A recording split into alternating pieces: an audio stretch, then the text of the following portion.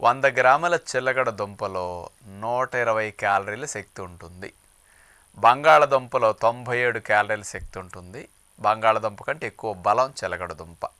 పిండి పదార్థాలు ఎక్కువ ఉంటాయి, రుచిగా ఉంటుందన్నమాట. బంగాళదుంప చప్పగా ఉంటుంది, చిలకడ దుంప తీపిగా ఉంటుంది, లైట్ తీపి.